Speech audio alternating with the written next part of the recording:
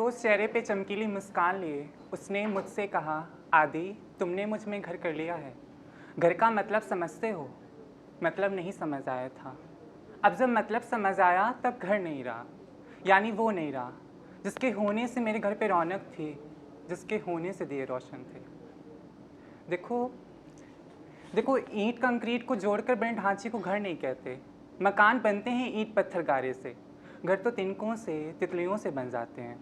हाँ, कुछ घरों के लवाजिमात मुख्तसर होते हैं, जैसे कि एक बिस्तर जिस पर आपको बेफिक्री की नींद आए, एक गुलदान जिसमें इतने फूल रखे जा सके कि जो कभी हंगामी हालत में आपको फूलों की ज़रूरत पेश आ जाए तो आपको किसी बाहर का इंतज़ार न करना पड़े,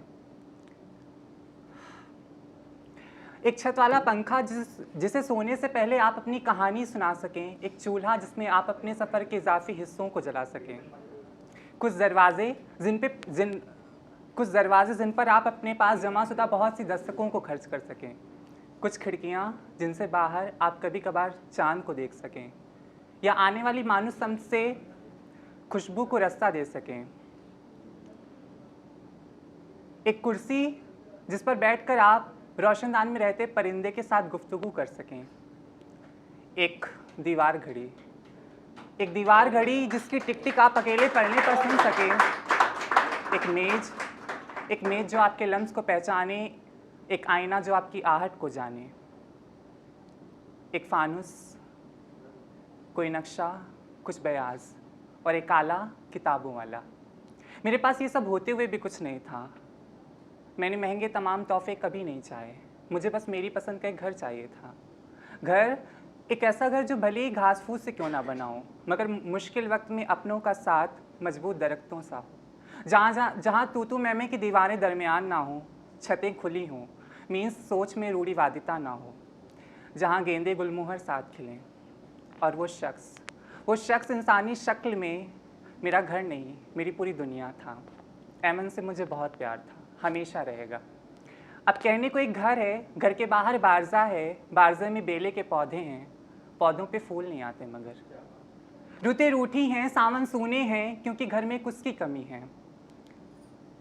बाद उसके कमरे को सलीके से सजाया, उसकी पसंद के पर्दे, पौधे, पेंटिंग्स, पतंगें, पर्पल रंग की पुड़िया सब घर आते हैं, मगर उन किराए के कमरों में वो घर वाला फील नहीं आता। पता है, लोग वो दरबदर हो जाते हैं जिन्हें घर की अहमियत बहुत देर से समझ आती है।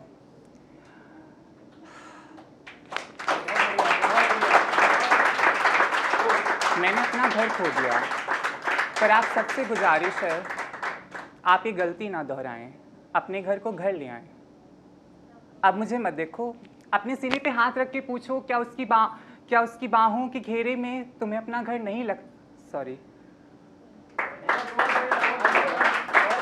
अपने सीने पे हाथ रख के पूछो, क्या उसकी बाहों का घेरा तुम्हें अपना घर नहीं लगता? क्या वो शख्स तुम्हें अपने दर्द की दवा नहीं लगता? क्या आम के बौर देखते ही तुम्हें उसकी याद नहीं आती?